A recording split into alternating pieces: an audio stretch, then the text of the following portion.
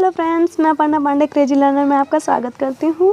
Friends, आज मैं आपके लिए लाई हूँ बहुत स्पेशल वीडियो। ये बहुत ज़्यादा स्पेशल है सीटेट एस्पिरेंट्स के लिए।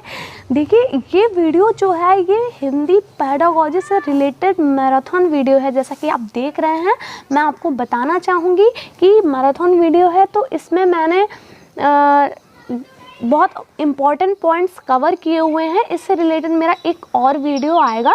जैसा कि मैं आपको बताना चाहूँगी, मैराथन में 2 वीडियो मैं कराऊंगी आपकी, ठीक है। तो आज इस वीडियो में बहुत स्पेशल आपके लिए होने वाला है। जैसा कि आप जानते हैं कि मैंने हिंदी में भाषा अर्जन और अधिगम कराया हुआ है। तो देखिए, फिर उसके बाद मुझे लगा कि मतलब लेक्चर्स से ज़्यादा अच्छा होगा कि मैं आपके लिए मैराथन बनाऊं और एक या 2 वीडियो में सारे पॉइंट्स को कवर कर दूं। देखिए, ऐसा है कि देखिए हिंदी में कुछ चीज़ें ऐसी हैं, मैं आपको बताऊं, कुछ वर्ड्स ऐसे हैं कि वो वर्ड्स हमेशा नेगेटिव ही काउंट होते हैं और कुछ वर्ड्स ऐसे हैं जो हमेशा पॉजिटिव ही काउंट होते हैं। कुछ वर्ड ऐसे हैं जिन अगर ये वर्ड आ गया आपके क्वेश्चन में तो उसका आंसर यही होगा, मतलब एक दूसरा वर्ड जो फिक्स है, लेकिन लोगों को पता नहीं होता क्योंकि किसी बुक में नहीं दिया हुआ है। ये आप एनालाइज करेंगे, आप प्रीवियस ईयर देखेंगे।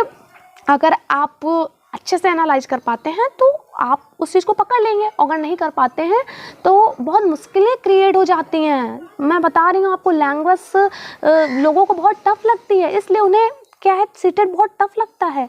तो ये वीडियो आपके लिए बहुत ज़्यादा इंपॉर्टेंस रखता है। और मैं एक और बात बताना चाहूँगी, लेक्चर्स में क्या होता है, सीडीपी के लेक्चर्स तो इम्पॉर्टेंट हैं ही, लेकिन जैसे अगर इसमें मैंने सोचा कि अगर मैं लेक्चर्स दूंगी उससे अच्छा कि मैं खुद टाइप कर लूँगी और अपने जो सुझाव हैं जो मेरे से रिलेटेड वो भी मैं टाइप कर दूँगी और फिर आपको समझाते हुए चलूँगी। तो उससे क्या होगा कि आपके लिए बेटर, मतलब बेस्ट नोट्स मैं कहूँ ना, मतलब जो कहीं नहीं मिलेंगे आपको, वो यहाँ पर मिलेंगे। बस आप देखते जाइए, आप क्लास को एंजॉय करिएगा, देखिएगा। मतलब आज की क्लास ना आपके लिए 7-8 नंबर मैं कहूँ फिक्स करने वाली है। और इसके बाद जो मेरा मैराथन आएगा, मतलब 15 मार्क्स तो आप बिल्कुल खेलोगे 15 मार्क्स में, है ना, मतलब मैं सही बता रही हूँ। तो चलिए हम लोग स्टार्ट करते हैं। आज की क्लास बहुत इम्पॉर्टेंट क्लास है। आप ये मत सोचिएगा कि हम लोग भाषा अर्जन अधिगम पढ़ चुके हैं तो उससे रिलेटेड, देखिए स्टार्टिंग पेडागोजी की वहीं से होती है तो मैं वहीं से स्टार्ट करूँगी, लेकिन बाद में मैंने अपनी ट्रिक्स भी बताई हुई हैं। आप ये वीडियो आपके लिए बहुत ज़्यादा इंपॉर्टेंस रखता है। और जो लोग सीटेट कई बार दे चुके हैं, उनका क्लियर नहीं हुआ है, वो अगर ये वीडियो देखेंगे तो वो ज़रूर समझ जाएंगे कि जो भी मैं बता रही हूँ वो बहुत ज़्यादा अच्छा है। वीडियो कैसा लगे अपना ज़रूर कमेंट ज़रूर दीजिएगा, ठीक है। मैंने बहुत मेहनत से बनाया है, तो मैं चाहती हूँ कि मैं देखना चाहती हूँ आपको पसंद आया कि नहीं। ठीक, चलिए तो अब हम लोग स्टार्ट करते हैं वीडियो। तो चलिए, जो हमारा पहली बात है, पहला जो टॉपिक है वो हमारा, जैसा कि आप जानते हैं, लैंग्वेज क्या होती है। आपको पता है लैंग्वेज क्या होती है? देखिए, मैंने रटने वाली डेफिनेशन नहीं लिखी जो पूछी नहीं जाती हैं कि भाषा क्या है। आप अर्थपूर्ण शब्दों को जब सही से लिखते हैं, क्रम से लिखते हैं, क्रम से बोलते हैं, वही सब क्या होती है भाषा। मतलब ये सब क्या है, बुकस लैंग्वेज बस। बट ऐसा क्वेश्चन नहीं आता है। क्वेश्चन कैसे आया था मैं बता रही हूँ आपको। क्वेश्चन ऐसा, सोचने, महसूस करने, चीज़ों से जुड़ने का बेहतर माध्यम है भाषा। मतलब आप चीज़ों से जुड़ पाते हैं, लोगों से जुड़ पाते हैं। किस वजह से जुड़ पाते हैं? वो सिर्फ एक है, वो है भाषा। और ये इस पे क्वेश्चन बना हुआ था। क्वेश्चन हमारा ऐसे था कि भाषा क्या है। तो लिखा था कि सुनना, बोलना, लिखना, पढ़ना, ऐसा था, या सुनने का माध्यम, बोलने का माध्यम, है ना, ऐसे था। और एक था हमारा ऑप्शन, मतलब कि आपको हमेशा एक होल व्यू में लेके चलना है किसी भी चीज़ को, होल व्यू में। मतलब भाषा एक, अगर बुकिस, या फिर मैं सिर्फ एक संकीर्ण अर्थ होता है किसी भी चीज़ का और एक व्यापक अर्थ होता है। तो आपको व्यापक अर्थ लेते हुए सोचना है कि भाषा जो है वो हमारे सोचने, महसूस करने, चीज़ों से जुड़ने का एक बेहतर माध्यम है, ठीक है। बाकी तो बुकिस चीज़ें आप बुक में देख सकते हैं, पर इसमें वो चीज़ें हैं जो मेरी पर्सनल हैं, मैंने उसको एनालाइज किया है, ठीक है। तो अब आप देखेंगे भाषा, अब भाषा क्या है? नियमबद्ध व्यवस्था है। बिल्कुल अच्छे से ध्यान कर लीजिए, ये आप बिल्कुल रट लीजिएगा जो भी मैं चीज़ें बता रही हूँ। नियमबद्ध व्यवस्था है वह भाषा, ठीक है। भाषा में नियम होते हैं, नियमबद्ध व्यवस्था है भाषा, ठीक है। और भाषा क्या है? व्यवहारिक विषय है। कैसा है भाषा? भाषा एक व्यवहारिक विषय है। हम लोग व्यवहारिक तौर पे भाषा का यूज़ करते हैं। ये सब पॉइंट्स क्वेश्चन ऐसे बने हुए हैं, इतनी बार बने हुए हैं कि मैं बता नहीं सकती हूँ, ठीक है। मैंने बहुत वर्क करके ये सब आपके लिए तैयार किया हुआ है, ठीक है। चलिए आगे नेक्स्ट हमारा आता है भाषा के भाग। भाषा के भाग कौन कौन से हैं? स्वनिम, मैंने अपने जो लेक्चर्स थे उसमें मैंने डिस्कस भी किया हुआ है कि स्वनिम क्या है। भाषा की सबसे छोटी इकाई है ना, लेकिन ये अर्थविहीन होती है। उदाहरण जैसे छोटा बड़ा, है ना, छोटी बड़ी, मतलब ऐसे कोई भी ये जो वर्ण होते हैं, देखिए इनको स्वनिम बोलते हैं। हम लोग क्या बोलते हैं? स्वनिम, या इंग्लिश में फोनिम मैं कह दूं। देखिए इंग्लिश के लिए भी मैं मैराथन वीडियो बनाने वाली हूँ, और उसमें भी मैं 2 वीडियो बनाऊंगी, और आपकी जो कंटेंट वाला पार्ट है ना, आप बिल्कुल खेलोगे कंटेंट से, इतना बढ़िया, मतलब देखते रह जाओगे आप, मज़ा आ जाएगी आपको। और मतलब फिर आप जब क्वेश्चन सॉल्व करोगे ना, फिर आपको पता चलेगा कि इन वीडियोस की क्या इंपॉर्टेंस है। बस मैं जो बता रही हूँ बस उसके अकॉर्डिंग चलते जाइए, ठीक है। तो स्वनिम तो बता दिया मैंने कि अर्थविहीन होती है, सबसे छोटी इकाई तो है पर अर्थविहीन है। लेकिन रूपिम या मॉर्फिम क्या है हमारा? ये शब्द का छोटा रूप। मैं अगर कहूँ शब्द है तो ये गलत नहीं होगा, क्योंकि शब्द ही क्या होते हैं? हमारे अर्थपूर्ण होते हैं। तो ये अर्थपूर्ण भाषा की सबसे छोटी इकाई है, मतलब शब्द, ठीक है। जैसा उदाहरण मैंने राम लिख दिया, ठीक है। नेक्स्ट हम लोग आएंगे, नेक्स्ट हमारा है सीमेंटिक क्या है? जब वाक्य में सभी शब्द अर्थपूर्ण हो। देखिए अब यहाँ पर शब्द की अर्थ की बात आ गई, मतलब अर्थ विन्यास, मतलब अर्थ की बात आ गई है। यहाँ पर अर्थ की बात आ गई है, मतलब मीनिंग। जैसे सभी शब्द अर्थपूर्ण हो, मतलब जैसे लिखा है मैडम चाय खाती हैं, तो मैडम चाय खाएंगी नहीं, मैडम चाय पिएंगी। तो देखिए खाना कोई वर्ड गलत नहीं है, शब्द ये बिल्कुल सही है। अगर मैं शब्द कहूँ, है ना, शब्द इसका बिल्कुल सही है, रूपिम, है ना, बिल्कुल सही है। लेकिन जो इसका अर्थ जो इस वाक्य के अकॉर्डिंग होना चाहिए भाई, वो गलत है। तो यहाँ पर मैडम चाय खाती नहीं है, मैडम चाय पीती हैं। तो यहाँ पर ये अर्थ विन्यास क्या हमारा, ये यहाँ पर गलत हो गया। तो मतलब कभी कभी ऐसा आपको सेंटेंस दे देगा कि ऐसे दे दिया मैडम चाय खाती हैं, किसी बच्चे ने बोला, तो बच्चे में क्या एरर है, बच्चा क्या गलती कर रहा है, किस चीज़ की समझ उसको नहीं है, तो बच्चे को अर्थ विन्यास की समझ नहीं है, ठीक है। तो चलिए अब हम लोग आगे बढ़ते हैं। आगे जो हमारा है वाक्य विन्यास, ठीक है। क्या है हमारा? वाक्य विन्यास। तो वाक्य विन्यास में देखेंगे हम लोग सिंटैक्स जिसको बोलते हैं। इसमें लिखा वाक्य की संरचना सही है या नहीं, ये हम देखते हैं। यही है हमारा वाक्य विन्यास कि हम वाक्य की संरचना, देखिए वर्ड देखिए आप, है ना, अर्थ विन्यास में अर्थ देखते हैं, और वाक्य विन्यास में हम लोग संरचना पे फोकस करते हैं। संरचना का मतलब क्या होता है? किसी भी वाक्य की संरचना सही है या नहीं, ये किस पे आप देखते हैं कि उसके कर्ता, कर्म, क्रिया का उचित स्थान है या नहीं है। अब देखिए जैसे एग्जाम्पल क्या है, मैडम पी रही हैं चाय। अब बताइए क्या आप ऐसे बोलते हैं मैडम पी रही हैं चाय? अब मैडम पी रही है चाय, तो ये सेंटेंस सही नहीं है, क्योंकि भाई चाय पहले आना चाहिए था पीने से, है ना।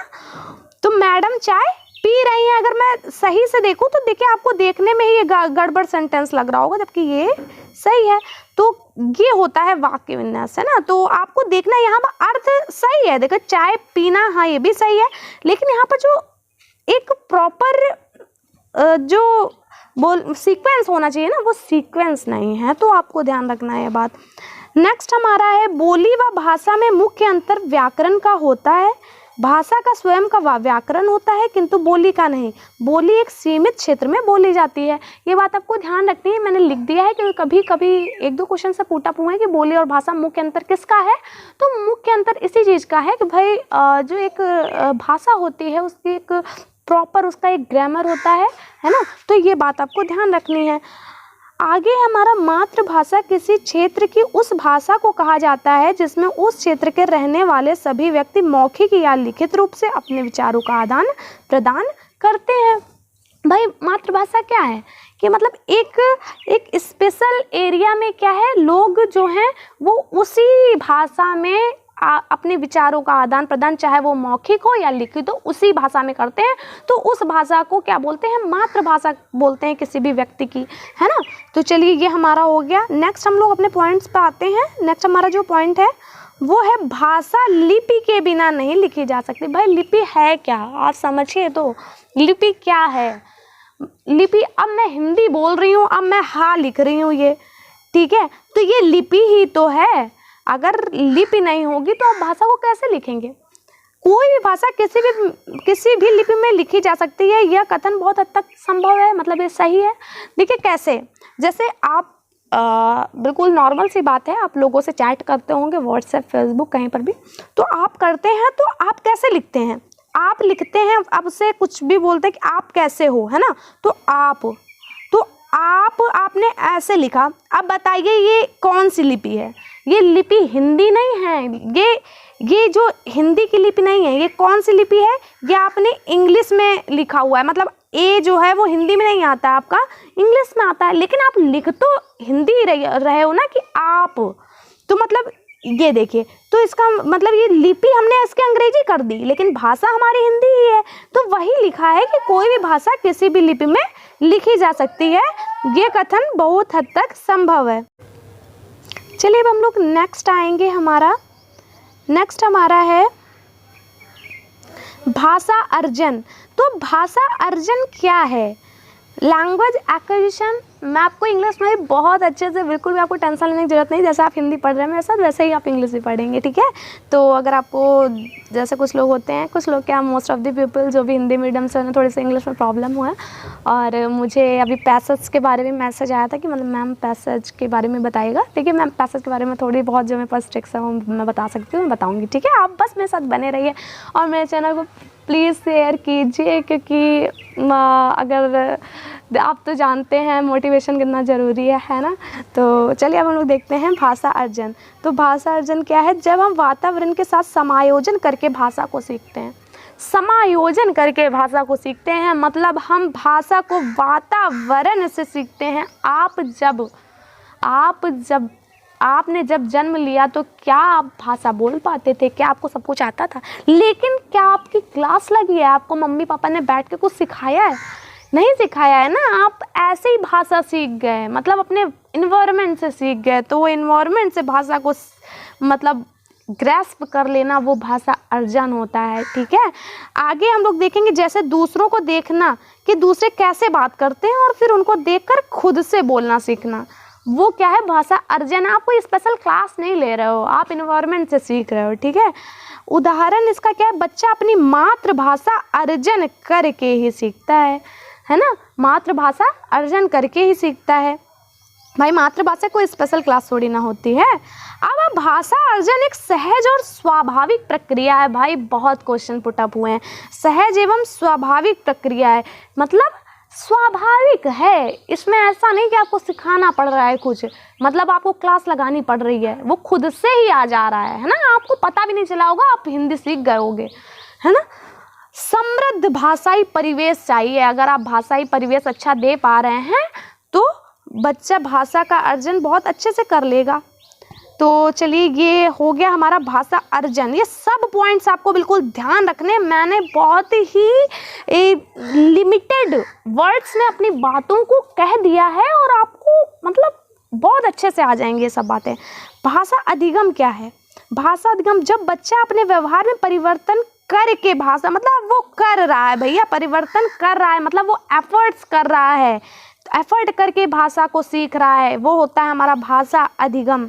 अधिगम में बच्चा दूसरों की सहायता, उसको भाई किसी ना किसी की सहायता पड़ेगी, वो छोटे से ही खुद से ही नहीं सीख लेगा कोई दूसरी भाषा अपनी मातृभाषा के अलावा। अगर वो कोई भाषा सीख रहा है तो आपको किसी न किसी की उसको हेल्प की ज़रूरत पड़ेगी। उदाहरण, बच्चा द्वितीय भाषा अधिगम द्वारा सीखता है। द्वितीय भाषा आपकी कोई भी हो सकती है आपकी मातृभाषा के अलावा, जो आप अधिगम से सीखते हैं। भाई भाषा अधिगम हमेशा प्रयासपूर्ण होता है, आपको ये याद रखना। प्रयासपूर्ण का मतलब होता है कि बच्चे को एफर्ट्स करने पड़ते हैं। क्वेश्चन बनते हैं ऐसे आ जाएगा कि भाषा अधिगम डैज है जबकि भाषा अर्जन डैज, तो क्या कहेंगे? भाषा अधिगम प्रयासपूर्ण है जबकि भाषा अर्जन स्वाभाविक है ना। तो ऐसे क्वेश्चन बने हुए हैं, आपको ध्यान दे के चलना है। आगे हम लोग देखेंगे भाषा अधिगम से रिलेटेड हमारे सारे पॉइंट्स हो गए थे। अब हम लोग देखेंगे द्विभाषिकता क्या है। द्विभाषिकता का मतलब होता है दो भाषाओं को सीखना। मतलब द्विभाषिकता मतलब अगर आप द्विभाषी आप किसी को तब कहेंगे जब वो उसको 2 लैंग्वेज आती है। लगभग सभी लोग द्विभाषी होते हैं। लेकिन बहुभाषिकता का मतलब होता है 2+ लैंग्वेज, मतलब 2 से ज़्यादा आपको भाषाएं आती हैं, आप अच्छे से उसमें आपको नॉलेज है, तो आप क्या हैं, आप अच्छे से उसमें बातचीत कर पाते हैं, अपने बातों को रख पाते हैं, तो आप बहुभाषी हैं।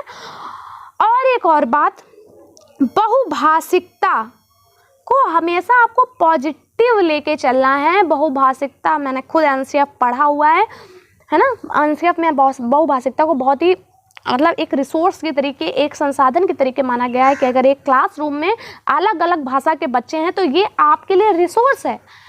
आप एक बच्चे की भाषा को दूसरे बच्चे की भाषा को सिखा सकते हैं, दूसरे बच्चे की भाषा को पहले बच्चे की भाषा, ऐसे करके कई सारी भाषाएं बच्चे एक दूसरे सीख जाएंगे। तो ये तो रिसोर्स है भाई, वो बचपन में ही कई सारी भाषाएं सीखे जा रहे हैं। तो आपको बहुभाषिकता कभी भी नेगेटिव नहीं लेके चलना।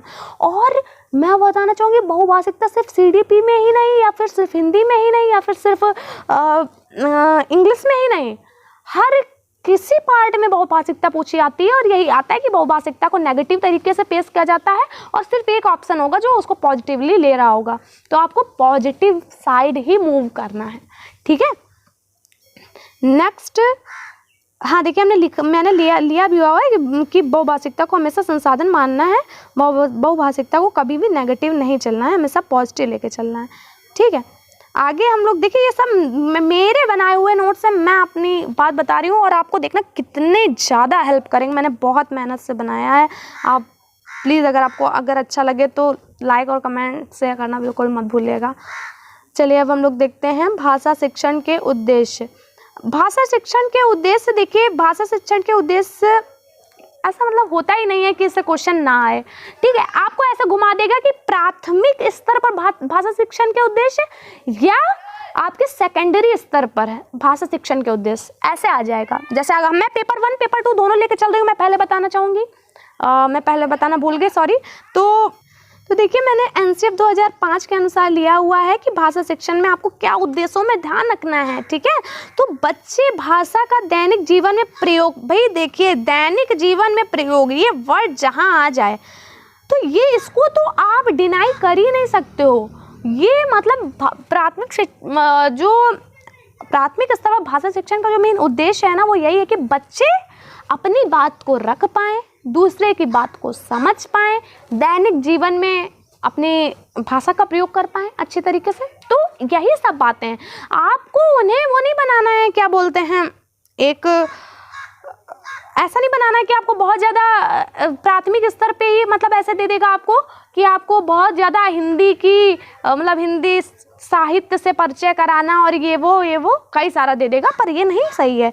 भाषा प्रयोग, अपनी बातों को दूसरों तक पहुंचाना, ठीक है, और भाषा का विविध संदर्भों में प्रयोग करने की क्षमता आ जानी चाहिए उसको कि भाई हमें कहाँ पर किस सिचुएशन में कैसे भाषा का यूज़ करना है, ये है विभिन्न संदर्भों में, ठीक है। भाषा के विविध रूपों, मतलब भाषा के जो अलग अलग रूप हैं, विभिन्न छटाओं से परिचित हो। अब देखिए यहाँ पर ये लिखा है, सिर्फ परिचय की बात की गई है, उसमें कुशलता प्राप्त करना उद्देश्य नहीं है।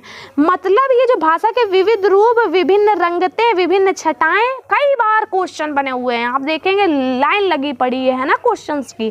तो देखिए ये उद्देश्य है, लेकिन परिचित कराना उद्देश्य है। अगर आपको कुछ ऐसा दे दिया जाए कि उसमें बिल्कुल उसको कौशल पूर्ण कर देना है और दक्ष कर देना है, उसको मतलब बहुत ज़्यादा कुशल कर देना है, तो ऐसा नहीं है। उसको सिर्फ परिचित कराना है भाषा के विभिन्न रूपों से, ठीक है। चलिए हम लोग नेक्स्ट आते हैं, हमारा भाषा अधिगम की विचारधाराएं, अवधारणाएं या उपागम की भी हम बात कर लेंगे, अप्रोचेस जिन्हें बोलते हैं। तो देखो व्यवहारवादी विचारधारा या बिहेवियरिस्ट अप्रोच भी बोलते हैं इसको, उपागम को हम लोग इंग्लिश में अप्रोच बोलते हैं। तो देखिए व्यवहारवादी मैंने बताया हुआ है कि बार बार प्रयास करके, है ना, बार बार प्रयास करके सीखना। उन्होंने कहा भाई बच्चे जो हैं वो बार बार प्रयास करके, अभ्यास द्वारा, अनुकरण द्वारा ऐसे सीखते हैं, है ना। तो ये स्किनर, पावलोव और थॉर्नडाइक। और मैं एक और बात मैं जैसा कि कहती हूँ कि जो भी व्यवहारवादी हैं उनका सीटेट में कोई रोल नहीं है, ठीक है। तो व्यवहारवादियों पे फोकस आप खासकर सीटेट में तो मत करिएगा, बाकी आप अपने स्टेट के टेट के अकॉर्डिंग देख सकते हैं। मैं यूपी से हूँ तो मैं बताना चाहूँगी यूपी टेट में व्यवहारवादी बहुत ज़्यादा इंपॉर्टेंस रखते हैं, लेकिन सीटेट में हमारे नहीं रखते हैं। तो अब देखेंगे निर्माणवादी विचारधारा। बच्चे स्वयं ज्ञान का निर्माण करते हैं, स्वयं नियमों को बनाते हैं, बस शिक्षक को समृद्ध भाषाई परिवेश उपलब्ध कराना चाहिए। भाई जो निर्माणवादी विचारधारा है वो हमारी कहती है भाई बच्चे खुद ही नियम बना लेंगे अपने, आप उनको सिखाइए, आप उनको एक एनवायरनमेंट तो दीजिए, वो खुद ही सीख लेंगे, है ना। वो बच्चे एक्टिव होते हैं, है ना, पैसिव नहीं होते।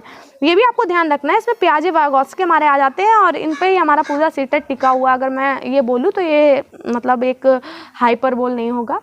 तो अब देखिए वाइगोत्स्की ने समाज व संस्कृति पे फोकस किया है। वाइगोत्स्की की हम लोग सबसे पहले चर्चा करेंगे। वाइगोत्स्की ने समाज और संस्कृति पे फोकस किया है भाई, सामाजिक और सांस्कृतिक पर्यावरण पे फोकस किया है कि भाई बच्चा जो है सामाजिक सांस्कृतिक पर्यावरण में रहकर सीखता है, वो अपने आसपास के लोगों से बातचीत करता है, ठीक है, अपने आसपास के लोगों से बातचीत करेगा, अपने फ्रेंड्स से बातचीत करेगा। मतलब एक मैं बात करूँ पारस्परिक शिक्षण की बात भी इन्होंने कही, है ना, और ग्रुप लर्निंग की बात कही है ना, कि समूह में सीखना। तो ये सब बातें वाइगोत्स्की से रिलेटेड हैं। वाइगोत्स्की ने भाषा को भी बहुत महत्व दिया था, लैंग्वेज को, ठीक है। तो इन्होंने महत्व भी दिया, इसलिए इन्होंने लैंग्वेज में जो स्पीच हैं वो वाक जिनको बोलते हैं, वार्ता बोलते हैं, इनको इनके 3 टाइप्स भी इन्होंने बताए थे, सामाजिक वार्ता, व्यक्तिगत वार्ता और अशाब्दिक वार्ता। जैसे कि मैंने बताया है कि सामाजिक वार्ता क्या है आपका, जब बच्चा दूसरों से मतलब अपने फ्रेंड से, अपने पेरेंट्स से या किसी भी अपने अलावा किसी दूसरे से बात करता है, तो वो सब हमारी सामाजिक वार्ता। व्यक्तिगत वार्ता या निज वार्ता, है ना, या अंतःवाक भी बोलते हैं। इसके अंतर्गत आता है कि बच्चा स्वयं से बोल कर बात करता है। इसमें क्या होता है, बच्चा स्वयं से बोल कर बात करता है। मतलब मैंने इसका एग्जाम्पल भी आपको बताया हुआ है कि जब बच्चा कभी कुछ खेल रहा होता है तो क्या करता है कि मतलब बोलता है कि नहीं ऐसा नहीं, मतलब जैसे कि मैंने एक देखा हुआ था, एक पेपर में क्वेश्चन भी आया हुआ है, CDP में आया हुआ था कि जैसे कोई ब्लॉक्स दिए हुए हैं तो बच्चा कहता है नहीं ये वाला ब्लॉक्स, ये ऐसा कुछ पहेली दी हुई है जिगसॉ टाइप की, और वो कह रहे, खुद ही बच्चा बोलता है कि नहीं जिगसॉ पहेली में यहाँ पर जो आएगा वो ब्लू कलर का जूता आएगा, शू आएगा, क्या है, और वो भी डार्क ब्लू आएगा। तो खुद से ही बोल रहा है, कोई किसी को नहीं समझा रहा, खुद से ही बोल रहा है कि नहीं इसकी जगह ये नहीं ये वाला शू आएगा। तो इसका मतलब खुद से बात कर रहा है। पूछा गया है उसमें कि मतलब इसको, इसी वार्ता को वाइगोत्स्की ने क्या बोला है, तो इसको वाइगोत्स्की ने क्या बोला है, व्यक्तिगत वार्ता, निज वार्ता या प्राइवेट स्पीच। आपको बहुत अच्छे से ध्यान रखना है। देखिए हिंदी में तो आपको हिंदी में ही पढ़ना है, तो आपको बहुत अच्छे से ध्यान रख के चलना है, ठीक है। आप देखिए बायलिंगुअल होकर चलते कितने बेनिफिट्स हैं, आपकी हिंदी भी आ जाती है, आपको इंग्लिश भी आ जाती है, आपको CDP भी आ जाती है, ठीक है। तो अशाब्दिक वार्ता का मतलब होता है कि स्वयं से मन ही मन बात करना, बिना बोले। इसको कोई भी इम्पोर्टेंस ज़्यादा बात की नहीं गई है, लेकिन ये व्यक्तिगत वार्ता को बहुत ज़्यादा इम्पोर्टेंस दी है।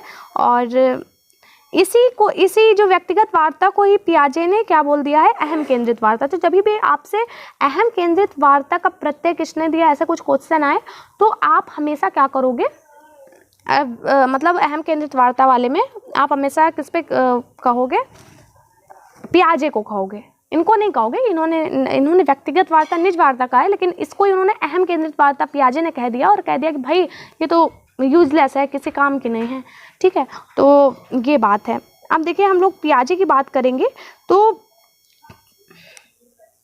पियाजे ने क्या है, भाषा को बहुत कम महत्व प्रदान किया है अपनी थ्योरी में। आप थ्योरी पढ़ सकते हैं, मेरे चैनल में अवेलेबल है और बहुत ज़्यादा इम्पॉर्टेंट है, तो आप ज़रूर देखिए वो।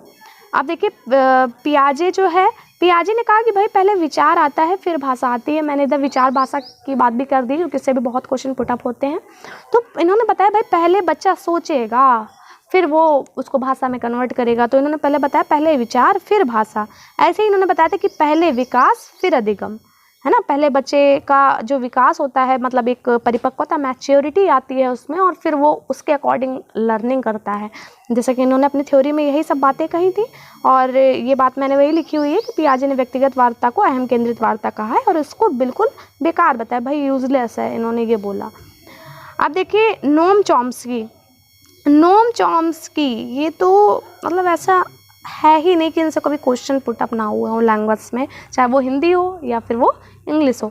अब नोम चॉम्स्की जो थे वो नेटिविस्ट थे।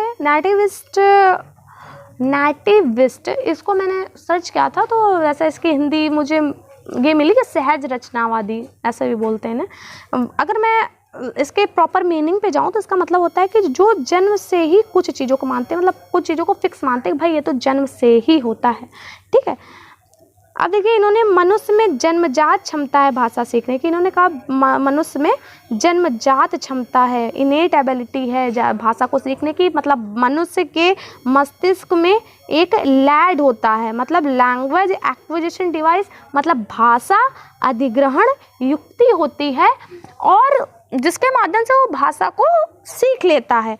और इन्होंने बताया एक सार्वभौमिक व्याकरण का प्रत्यय दिया था और कहा था कि मतलब सार्वभौमिक व्याकरण क्या है कि जो बच्चा है ना, उसको आप कभी ये कहते नहीं सुनोगे कि मैं खाता हूँ खाना, आप ये कभी मतलब ऐसे नहीं सुनोगे। वो हमेशा क्या बोलता है, मैं खाना खाता हूँ। तो क्या उसके घर वालों ने पहले से सिखाया कि नहीं पहले आपको कर्ता बोलना है, फिर आपको फिर आपको क्रिया बोलनी है, फिर कर्म बोलना है, मतलब ऐसे क्या सिखाया था? आपको सिखाया नहीं, सिखाया ना। तो वही चीज़ है कि कभी बच्चा ऐसे उसको सिखाया तो नहीं गया ना, तो उसके अंदर एक सार्वभौमिक व्याकरण होती है। यूनिवर्सल ग्रामर का कॉन्सेप्ट इन्होंने दिया कि यूनिवर्सल ग्रामर होती है जो हमारे अंदर वाक्यों के निर्माण करने की आंतरिक क्षमता है ना। लैड मतलब भाषा अधिग्रहण युक्ति, उसकी भी बात इन्होंने ही की थी। अब ये सब ध्यान रख के चलनी है आपको बातें, ठीक है। नेक्स्ट हम लोग आएंगे, नेक्स्ट हमारा है कि एक और बात मैंने लिख दी कि B.F. स्किनर ने अपनी पुस्तक वर्बल बिहेवियर में बताया कि बच्चे जो है पुनर्बलन है या प्रोत्साहन देने से भाषा को जल्दी सीखते हैं। मतलब आप जितना उनको प्रोत्साहित करेंगे उन्हें, है ना, तो इन्होंने बताया कि उससे भाई बच्चे भाषा सीखते हैं, ऐसा इन्होंने कहा। बहुत ज़्यादा इंपॉर्टेंस नहीं रखते हैं, देखिए मैंने बता दिया। अब देखिए एल्बर्ट बेंड्यूरा ने अनुकरण या नकल करने पे फोकस किया है, आप इनको ध्यान रख सकते हैं। मेरे ख्याल से एक बार क्वेश्चन बना था शायद, तो आप ध्यान रख सकते हैं।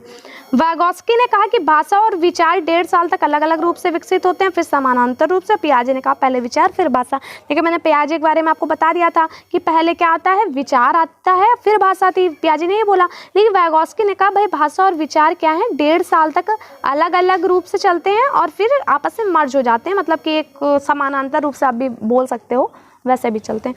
तो भाषा विचार से क्वेश्चन कई बार बने हुए हैं, तो मैंने ये दोनों पॉइंट्स और इन दोनों के डिफरेंस पे ही बने हुए हैं, तो वो भी मैंने डिस्कस कर लिया है। अब देखिए अब वो पार्ट आता है जो आपके लिए 4 से 5 नंबर की इम्पोर्टेंस रखता है। इसके बाद मैं अपनी ट्रिक्स भी डिस्कस करूँगी, मज़ा आ जाएगी आपको।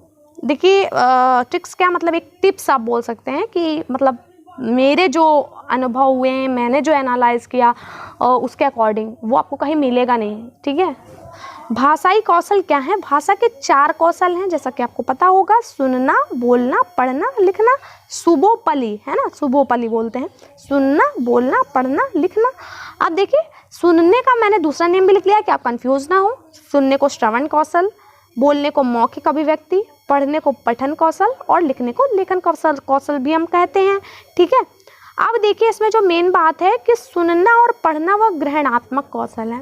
कैसे हैं, आप किसी भी चीज़ को सुनते हो तो आप सुन रहे हो ना, तो सुन रहे हो तो जो दूसरे की बातें हैं आपके माइंड में अंदर जा रही है ना, आप इंटरनलाइज कर रहे हो ना, तो वो क्या है, आपका सुनना, आपका ग्रहण करना है, आप बातों को ग्रहण कर रहे हो, ठीक है। पढ़ना क्या है, आप पढ़ रहे हो। अब कुछ लोग ये सोचेंगे, कुछ लोग क्या सोचेंगे, मतलब ऐसा होता है जो भी सीटेट में नया नया मतलब कदम रखता है तो उसको यही लगता है कि भाई पढ़ना, यहाँ पर ये ऐसा कैसे कि पढ़ना ग्रहण करने में आ रहा है, भाई पढ़ तो हम बोल के रहे हैं ना, यही सोच रहे, मतलब ऐसा होता है, नॉर्मल सी बात है कि हम तो उसमें बोल रहे हैं, तो ये पढ़ना ग्रहण करने से कैसे हो गया, हमारा उत्पादक कौशल में आना चाहिए। लेकिन पढ़ना यहाँ पर इससे मीन है कि आप पढ़ रहे हो, तो पढ़ रहे हो तो आप जो भी पढ़ रहे हो उन चीज़ों को देखिए आप विजुअलाइज कर रहे हो, और वो सब चीज़ें आपके माइंड में आ रही हैं, आप खुद से पढ़ रहे हो ना, आपके माइंड से, मतलब आपके माइंड में वो स्टोर हो रही हैं, आप पढ़ रहे हो चीज़ों को, है ना। तो आप कभी पढ़ने को ऐसे मत लीजिएगा कि हम बोलना अलग चीज़ है, बोलना अलग चीज़ है, पढ़ना मतलब आप चीज़ों को पढ़ रहे हैं, अपने अंदर ले रहे हैं, तो आप वो ग्रहणात्मक कौशल हो जाएगा। बोलना और लिखना, किसी भी चीज़ को बोल रहे हैं आप। अब ये देखिए आपके अंदर जो भी आपने सीखा, आप, है ना, तो आप जब बोल रहे हैं तो चीज़ें बोल रहे हैं, तो मतलब आपने जो भी सीखा है उसको क्या कर रहे हैं आप, अभिव्यक्त कर रहे हैं, तो वो अभिव्यक्तात्मक कौशल या उत्पादक कौशल होता है। और आप जब लिखते हैं तब भी आपके अंदर जो भी नॉलेज होती है, भाई एग्जाम आप देने जा रहे हैं तो आप एग्जाम दे रहे हैं, तो आपके अंदर जो भी नॉलेज है आप उसको क्या कर रहे हैं, लिख रहे हैं, आपको जो भी आता है आप उसको लिख रहे हैं, मतलब अभिव्यक्त कर रहे हैं, मतलब वो उत्पादन कर रहे हैं एक तरीके से आप, तो वही क्या है, अभिव्यक्तात्मक या उत्पादक कौशल। भाषाई कौशल एक साथ सीखे जाते हैं, क्रम से नहीं। आपको देखिए, मैंने देखा है कि कई बार ऐसे क्वेश्चन बना हुआ है, मतलब कई बार क्या, एक दो बार ऐसा आया हुआ है कि मतलब कौशलों का क्रम क्या है, तो क्रम अगर आ जाए आपको कभी भी, मतलब सच में अगर क्रम ही दिया हो, जैसे चारों जो भी कौशल हैं, सुनना, बोलना, पढ़ना, लिखना, तो उनको आगे पीछे करके दिया हो, ऐसा आया हुआ है एक बार क्वेश्चन, तो आप हमेशा क्रम याद रखेंगे सुबोपली से, है ना, कि क्रम सुनना, बोलना, पढ़ना, लिखना, ठीक है, ये होता है। लेकिन मतलब ऐसा ज़रूरी नहीं है कि जो कौशल है वो क्रम से ही विकसित हो, क्योंकि देखिए जैसे कोई अनपढ़ इंसान है, मतलब पढ़ा लिखा नहीं है, तो देखिए वो क्या कर रहा है, पढ़ा लिखा नहीं है अगर वो, तो वो पढ़ना तो नहीं सीख पाता है, लेकिन वो उसको अगर मान लो रटवा दिया जाए उसको साइन करना किसी तरीके, तो वो लिखना थोड़ा बहुत सीख जाएगा। तो मतलब वो लिखना पहले सीख गया, पढ़ना बाद, है ना, तो लिखना पहले सीख गया और पढ़ना बाद में सीखा। तो देखिए यहाँ पर ये चीज़ें उल्टे हो गई। तो ये देखिए आपको, और ऐसे भी क्वेश्चन आया है, बस आपको लेकिन मेन बात ये ध्यान रखनी है कि भाषाई कौशल एक साथ सीखे जाते हैं, क्रम से नहीं। मतलब ये देखिए क्रम वाला एक ही क्वेश्चन बहुत पहले बना हुआ था, और अब जो क्वेश्चन जो रिसेंटली बने हुए हैं वो इस पर ही बने हुए हैं कि भाषाई कौशल एक साथ सीखे जाते हैं। आपको ये बात तो हमेशा ध्यान रखनी है कि जो कौशल हैं वो आपको इंटीग्रिटी में, मतलब कि एक इंटीग्रेटेड अप्रोच में हमेशा लेके चलने हैं, कभी भी अलग अलग नहीं लेके चलने हैं कि भाई अलग अलग हैं सब, ये सब अंतः संबंधित होते हैं। ये क्वेश्चन भी मतलब इतनी बार ही पूछा गया कि मैं उसको काउंट नहीं कर सकती। आप समझ लीजिए आप कितनी बार की भाषा के कौशल क्या हैं, मतलब अंतः संबंधित है या सब अलग अलग विकसित होते हैं, या इस तरीके से क्वेश्चन कई बार है तो अंतः संबंधित या एक दूसरे से संबंधित होते हैं, ये आपको ध्यान रखना है। भाषाई कौशल एक साथ सीखे जाते हैं, क्रम से नहीं। मतलब ऐसा जरूरी नहीं है कि क्रम से सीखे जाएं, बट अगर आपको ऑप्शन में क्रम ही दिया हुआ है, अब आपकी मजबूरी क्रम चूज करना, तो सुबोपली, सुनना, बोलना, पढ़ना, लिखना, नॉर्मल सामान्यता यही होता है, बट रेयर केस में अलग भी हो सकता है। तो ये बात है। तो आपको हमेशा सीटेट में अकॉर्डिंग टू ऑप्शन चलना है, अकॉर्डिंग टू ऑप्शन ही अपनी समझ विकसित करनी है, और उस हिसाब से मैं आपकी करा भी रही हूँ। नेक्स्ट हम लोग देखेंगे प्राथमिक कौशल या द्वितीय कौशल क्या है। प्राथमिक कौशल या द्वितीय कौशल, देखिए प्राथमिक कौशल का मतलब हो गया कि जो पहले डेवलप होते हैं। अब देखिए सुनना बोलना, ये बच्चे को मतलब जब वो जन्म लेता है तभी से वो सुनना स्टार्ट कर देता है, फिर बोलना, है ना। तो सुनना बोलना तो ये प्राथमिक कौशल है। द्वितीय कौशल क्या है, लिखना पढ़ना, ये बाद में आते हैं, तो ये भी आपको ध्यान रखना है। लिखना एक तरह की बातचीत है भाई, लिखना एक तरह की बातचीत है, इसमें गलत क्या है। आप आपसे ज़्यादा कोई अच्छे समझ ही नहीं सकता। आप व्हाट्सएप पे चैट करते हो तो बातचीत ही तो हो रही है, लिखना हो रहा है, बातचीत ही तो हो रही है। तो ये इसलिए मैंने इसको लिख दिया क्योंकि ये क्वेश्चन 3 से 4 बार आया हुआ है रिपीट हो के कि लिखना क्या है, और बातचीत है या कुछ भी है, कुछ भी ऐसे दिए थे 4 ऑप्शन, तो उसमें बातचीत है कई बार, मतलब 3-4 बार आया हुआ है, तो आपको ध्यान रखना है। नेक्स्ट हम लोग देखेंगे कि पढ़ने या वाचन में सबसे महत्वपूर्ण क्या है।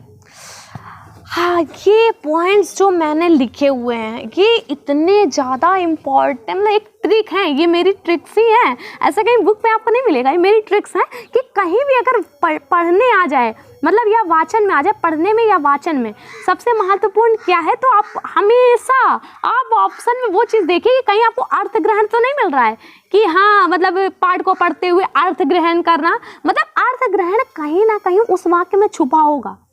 या फिर ऐसे लिख सकता है कि समझना, पढ़कर समझना, देखिए अर्थ ग्रहण का मतलब वही तो होता है, समझना, तो ऐसे करके दिया होगा। या अनुमान लगाना कि आप जो भी पढ़ रहे हैं, मान लीजिए किसी चीज़ की मीनिंग आपको नहीं आ रही है तो आप उसका अनुमान लगा ले रहे हैं, है ना, तो अनुमान लगाना भी हमारा पढ़ने का ही कौशल है। और पढ़ के समझना, सिर्फ पढ़ना ही नहीं होता आपने बस वो पढ़ लिया, पढ़ के समझना, मतलब पढ़ने में सबसे ज़्यादा इम्पॉर्टेंट समझना, मतलब कि अर्थ ग्रहण है। ये मतलब बहुत बहुत मैंने माइनर बात आपको बताई है, मतलब ये सब ट्रिक्स मेरी ही बनाई हुई हैं और ये बिल्कुल सही हैं, आप परफेक्ट, मतलब आप देखिएगा, आप करेंगे, आप पता चलेगा आपको, ठीक है। बहुत क्वेश्चन बने हैं, बहुत। नेक्स्ट हम लोग देखेंगे लेखन कौशल में सर्वाधिक महत्वपूर्ण क्या है। देखिए अब हम लोगों ने किसकी बात कर ली, पढ़ने की बात कर दी, अब लिखने में बात कर रहे हैं कि लेखन कौशल में सर्वाधिक महत्वपूर्ण क्या है। तो लेखन कौशल में देखिए है विचारों की अभिव्यक्ति या मौलिक विचार अनुभवों को लिखना, मतलब विचारों की अभिव्यक्ति। मौलिक विचार का मतलब जो आपके खुद के विचार हैं, कहीं से बनाए हुए नहीं हैं। तो लेखन में सबसे ज़्यादा महत्वपूर्ण यही होता है कि आपके खुद के विचार, आपके खुद के विचारों की अभिव्यक्ति और खुद के अनुभव, समझ गए ना आप कितना, मतलब अब देखिए कहीं भी लिखना आ जाए, आपको लिखना दिख जाए तो आप तुरंत वहाँ से तुरंत गेस करेंगे कि यहाँ पर क्या हो जाएगा, विचारों की अभिव्यक्ति टाइप का कुछ होगा। कहीं भी पढ़ना आ जाए तो वहाँ तुरंत आप अर्थ ग्रहण समझ लेंगे कि हाँ अर्थ ग्रहण होगा। ये सब मैंने बहुत ही एनालाइज करके बनाया हुआ है। बोलने कौशल में सर्वाधिक महत्वपूर्ण, देखिए बोलने कौशल में क्या महत्वपूर्ण है कि संदर्भ व स्थिति के अनुसार अपनी बात कह सकना या समझ कर बोलना। आप दूसरे की बात को समझ पाए नहीं हैं, बस बोलना स्टार्ट कर दिए हैं, जैसा कि हम लोग के होता है डेली लाइफ में, है ना। तो ये नहीं आपको करना है। बोलने कौशल सर्वाधिक महत्वपूर्ण है कि आप सिचुएशन पहले समझे, आप संदर्भ व स्थिति के अनुसार अपनी बात कह सकना, इसका मतलब ये भी है कि समझ कर बोलना, है ना। आगे हम लोग देखेंगे सुनना कौशल में सर्वाधिक महत्वपूर्ण क्या है। ये देखिए इसमें ये सबसे क्वेश्चन बने हुए हैं, सबसे, मैं ऐसे बातें नहीं कर रही हूँ, सबसे क्वेश्चन, और इतने क्वेश्चन कि मुझे लगता है पूरी पेडागोजी इन सब पे बेच रहा, और बुक्स में कहीं ये सब नहीं है, बुक्स में कहीं ये सब नहीं है ना। तो मैंने अगर इतनी मेहनत की है तो आप भी मेहनत कीजिए, आप भी एक स्टूडेंट होने का फर्ज निभाइए और सब रट डालिए। अभी देखिए आप सीटेट मतलब क्या है, क्या 125 क्या है, कुछ नहीं है, मतलब इजीली आप 130+ अचीव कर सकते हो, मतलब। और जो मुझसे गलतियां हुई, मुझसे भी मेरे भी 6-7 नंबर कम हो गए, तो मतलब वो गलतियों को भी मैं बाद में बताऊंगी, तो कि आप वो गलतियां ना करें, तो आप मेरे साथ बने रहिए, ठीक है।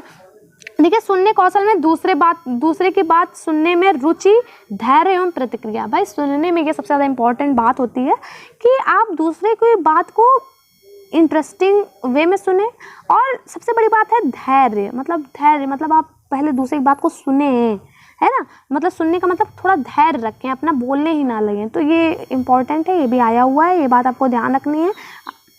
आगे हम लोग देखेंगे भाषा के चारों कौशल अंतः संबंधित होते हैं। ये बात तो आप मतलब ऐसे याद कर लीजिए कि आगे सपने में भी आने लगे, क्योंकि ये मतलब बहुत बार पूछा गया कि भाषा के चारों कौशल अलग अलग होते हैं, अलग अलग विकसित होते हैं, अलग अलग सिखाए जाने चाहिए, आप शिक्षक उन्हें नाते पहले अलग अलग सिखाएंगी, तो ये आपको नहीं करना है। आगे हमारा कभी भी किसी एक कौशल पे फोकस नहीं करना है, चारों कौशल को महत्व देना है। कभी भी एक कौशल पे आपको फोकस नहीं करना है, मतलब आपको दे दिया जाएगा कि कोई भी क्वेश्चन ऐसे दे दिया गया, आपको कहा गया कि मतलब क्या है, सुनना ज़्यादा इम्पॉर्टेंट है या सुनना पहले आना चाहिए, सुनने और पढ़ने पे ज़्यादा फोकस किया जाना चाहिए, और ऐसे ही करके मतलब ऐसे सुनने पढ़ने कर देगा, सुनने लिखने कर देगा, सुनने पढ़ने लिखने भी 3 तक भी कर सकता है, और एक ऑप्शन होगा जिसमें चारों को ले रहा होगा, तो बस वही चारों वाला आपका सही होगा। आपको चारों को महत्व देना है, ठीक है। और कभी भी जैसे आप टीचिंग लर्निंग मटेरियल की भी अगर कहीं बात होती है तो वहाँ पर भी आपको क्या करना है, चारों को मतलब कि मतलब जैसे बच्चे की जो चारों स्किल्स हैं वो अच्छी हो रही हूँ। तो चलिए ये हमारी बात हो गई। अब हम लोग नेक्स्ट आएंगे अपना, नेक्स्ट है पठन के प्रकार। पठन के प्रकार आपको देख लेने हैं, जैसे क्वेश्चन पुट अप हुए हैं। पठन के प्रकार मैंने इसलिए बना दिया, देखिए मौन पठन आपको पता है, मौन पठन का मतलब होता है कि बिना बोले, है ना, बिना बोले पढ़ना, और सस्वर पठन का मतलब होता है बोलकर पढ़ना। लेकिन इसमें आपसे ये नहीं पूछा जाता है ये क्या है वो क्या है, आपसे पूछा ये जाता है कि भाई इसका यूज़ क्या है। तो आप बताएंगे कि मौन पठन का मतलब जैसे आ गया कि अर्थ की गहनता को समझने में कौन सा मतलब पठन का कौन सा प्रकार सही है, मतलब बेस्ट है, महत्वपूर्ण है, तो आप बताएंगे मौन पठन। क्योंकि मौन पठन से क्या है, आप जो भी लिखा हुआ है उसके अर्थ को गहनता से समझ सकते हैं, है ना। आपकी जो स्किल्स हैं वो मतलब आपका जो माइंड है सिर्फ एक तरफ काम कर रहा होता है, वो है समझना। और अगर आप बोल के पढ़ रहे होते तो कई बार आपका मतलब थोड़ा सा जो बोलने पे भी आपका फोकस जाता है, तो ये बात है। लेकिन और इसका आंसर यही होगा हमारा कि मौन पठन इसलिए इम्पॉर्टेंट हो जाता है। सस्वर पठन किस लिए ज़्यादा इम्पोर्टेंस रखता है कि जो पढ़ने संबंधी जो भी झिझक हैं, और मैं इसमें ऐड करना चाहूँ उतार चढ़ाव के साथ पढ़ना, है ना, सही हाव भाव के साथ पढ़ना, ये सब किस में आ जाएंगे, सस्वर पठन में। कि मतलब ये सब अगर आपको स्किल्स लानी हो, उचित हाव भाव के साथ पढ़ना या बच्चे की झिझक को दूर करना, है ना, और मतलब शुद्ध उच्चारण के साथ पढ़ना, तो ये सब क्या किसके उचित लय स्वर गति के साथ पढ़ना, तो ये सब आ जाएगा सस्वर पठन में।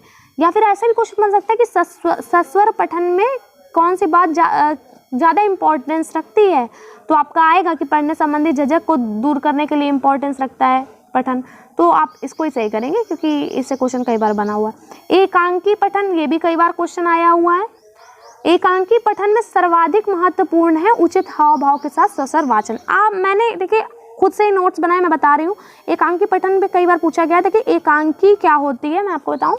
एकांकी का मतलब होता है, देखिए जैसे आपने पढ़ा भी होगा, जैसे आप 10th 12th में कि ऐसे आपको चैप्टर्स होते थे, उसमें सबके स्पीच मतलब ऐसे मैं बोलूँ तो जैसे ऐसे कहानी टाइप की नहीं होती, जैसे अगर कोई यहाँ पर कोई कह रहा है, जैसे कोई व्यक्ति है वो कह रहा है, उसमें पात्र होते हैं, जैसे कई सारे पात्र हैं, फिर एक पात्र ने ये कहा, दूसरे पात्र ने ये कहा, है ना, कई सारे, तो ये इस तरीके से जो लिखी जाती हैं, आपने कई बार स्टोरी पढ़ी होंगी, उसमें अलग अलग रोल्स होते हैं सबके, सब लोग अपने अपने बातें कहते हैं, तो उसको ही एकांकी बोलते हैं। तो एकांकी में सर्वाधिक महत्वपूर्ण है उचित हाव भाव के साथ सस्वर वाचन, है ना। तो एकांकी में क्या है, सर्वाधिक महत्वपूर्ण क्या है, उचित हाव भाव के साथ सस्वर वाचन। ये आपको हमेशा याद रखना है। एकांकी कभी भी मौन वाचन करके आपको नहीं पढ़नी है, क्योंकि आप एक टीचर बनने जा रहे हैं और आपको बच्चों को पढ़ाना है, तो आपको उचित हाव भाव के साथ एकांकी है भाई, उसमें अलग अलग जो उसके पात्र हैं तो उनके अलग अलग वो कैसे बोल रहे हैं, है ना, तो उसका आपको हाव भाव के साथ सस्वर वाचन, ये बहुत बार आया हुआ है क्वेश्चन, ये आपको ध्यान रखना है। अब एक और बात है कि आपको हमेशा कहानियों को महत्व दे के चलना है, ठीक है। कहानियों को बहुत महत्व दिया गया है, कहानियों के माध्यम से बच्चों को सिखाने को बहुत ज़्यादा महत्व दिया गया है। आप एनसीएफ 2005 पढ़ेंगे, उसमें भी आप देखेंगे कि भाषा में कहानियों को भी इम्पोर्टेंस बहुत दी गई है। तो इसलिए देखिए उस पर ही पूरा हमारा सीटेड बेस्ड है आपका। तो देखिए क्या है कि कहानियों को आपको बहुत महत्व दे के चलना है, और किस लिए महत्व देना। और कई बार क्वेश्चन आया हुआ है कि कहानी शिक्षण के उद्देश्य क्या है, या आप कहानी पढ़ाते हो बच्चे को तो उसमें क्या चीज़ें डेवलप होंगी। तो आपको क्या करना है कि कहानी से बच्चे में कल्पनाशीलता, भाई वो कल्पना कर पा रहा है, अगर आप अच्छे से उसको कहानी पढ़ा रहे हो तो वो कल्पना कर पा रहा है, मतलब कल्पनाशीलता का विकास हो रहा है, उसमें चिंतन शक्ति का विकास हो रहा है, उसके शब्द भंडार में वृद्धि हो रही है, उसमें सृजनात्मकता आ रही है ना। तो ये बातें आपको सब ध्यान रख के चलनी है कि क्या है, ठीक है। कहानी शिक्षण के उद्देश्य क्या है, कल्पनाशीलता, चिंतन शक्ति, शब्द भंडार, सृजनात्मकता, इन सब में वृद्धि करती है कहानी, ठीक है। तो बहुत क्वेश्चन बने हुए कहानी से, मैंने वही चीज़ें ली हुई हैं जो बहुत बहुत बार आई हुई हैं, और यकीन मानिए आप जब वीडियो देख लेंगे ना उसके बाद आप हिंदी बैठिएगा ज़रा सॉल्व करने, फिर आप बताइएगा। एक और मैं पठन या वाचन में एक और बात करूँ, एक द्रुत वाचन करके आता है, ठीक है, उसको मैंने इसमें शामिल नहीं किया है, शायद मेरे माइंड से उतर गया, मुझे अभी ध्यान आ गया। द्रुत वाचन क्या है कि द्रुत वाचन का मतलब होता है किसी भी चीज़ को जल्दी जल्दी पढ़ना, ठीक है। तो बस इसका ही अर्थ आपको जानना जरूरी था कि द्रुत वाचन का क्या मतलब है, किसी भी चीज़ को जल्दी जल्दी पढ़ना। अब देखिए, कविता शिक्षण का उद्देश्य भी आपको पता होना चाहिए। कविता शिक्षण का उद्देश्य होता है भावपूर्ण, मतलब भावना वहाँ पर बहुत ज़्यादा इंपॉर्टेंस रखती है। आप भावपूर्ण हो के पठन करें और रसानुभूति, है ना, मतलब यहाँ पर कविता शिक्षण का उद्देश्य है कि बच्चा जो है वो भावपूर्ण पठन करना सीख जाए, और जो भी उसमें बात कही गई है उसमें जो रस है, एक तरीके से आप कहते हैं ना कि पोयम में एक तरीके का एक रस होता है, काव्य होता है, क्योंकि वो तो रसानुभूति मतलब जो भी उसमें बात कही गई उसकी अनुभूति बच्चा कर पाए। अगर ये सब करना उसको आ रहा है तो यही कविता शिक्षण का हमारा उद्देश्य है। कई बार इससे भी क्वेश्चन आए हुए हैं। पद्य और गद्य में मुख्य अंतर क्या है, तो मुख्य अंतर गेयता का है। गेयता का मतलब आप समझ रहे होंगे, गेयता का मतलब अकॉर्डिंग टू मी तो यही होता है शायद क्या यही होता ही है कि गेयता का मतलब कि जो हमारा पद्य है वो हम गाया जाता है, एक उचित उसका स्वर लय होती है ना, और गद्य में ऐसा नहीं होता है, तो वही होता है मेन उस गेयता का मतलब, ठीक है। तो ये क्वेश्चन एक बार आया हुआ बट मैंने ले लिया क्योंकि अगर आ गया तो आप नहीं कर पाओगे ऐसे, तो मैंने बता दिया। नेक्स्ट हम लोग देखेंगे, हम लोग भाषा शिक्षण की जो विधियाँ हैं। देखिए, विधियाँ अगर हम लोग शिक्षण में आएंगे तो कई सारी विधियाँ हैं, और आप जब आपने अपना टीचिंग कोर्स किया होगा तो आपने बहुत सारी विधियाँ पढ़ी होंगी, लेकिन हैं तो बहुत सारी बट कुछ रेयर ही हैं जो पूछी जाती हैं, तो मैंने वही सब इसमें ली हुई हैं। बाकी ऐसा कुछ नहीं है कि विधियाँ बहुत टफ है, ऐसा प्रश्नोत्तर विधि आप प्रश्न करके पूछते हैं उस तरीके से पढ़ाते हैं, तो ये सब नॉर्मल सी बातें हैं, आपको पता होंगी, लेकिन जो हिंदी के हिसाब से महत्वपूर्ण है वो सब मैंने इसमें लिया हुआ है। अब देखिए, जैसे प्रत्यक्ष विधि, भाषा शिक्षण विधियों में जो सबसे ज़्यादा क्वेश्चन बने हुए हैं वो प्रत्यक्ष विधि से बने हुए हैं। कि देखिए, प्रत्यक्ष विधि क्या होती है, डायरेक्ट मेथड आपने पढ़ा होगा इंग्लिश में। डायरेक्ट मतलब मेथड का मतलब होता है कि आप बच्चे की जो मातृभाषा है ना, उसका बिल्कुल भी यूज़ नहीं करेंगे और आप सेकंड लैंग्वेज सिखा लेंगे उसको, मतलब मातृभाषा का प्रयोग किए बिना लक्ष्य भाषा को सिखाना, मतलब जो भी आप भाषा को सिखाना चाहते हैं वो आपकी लक्ष्य भाषा होती है, उसको आप बिना मतलब जैसे आपने देखा होगा कि इंग्लिश मीडियम स्कूल्स होते हैं उनमें आपको बिल्कुल भी आपको अपनी मातृभाषा यूज नहीं करनी होती है। आपको कैसे भी टूटी फूटी कैसे भी इंग्लिश बोलनी है, आपको वहाँ इंग्लिश ही बोलनी है ना, तो वो आपका डायरेक्ट मेथड होता है।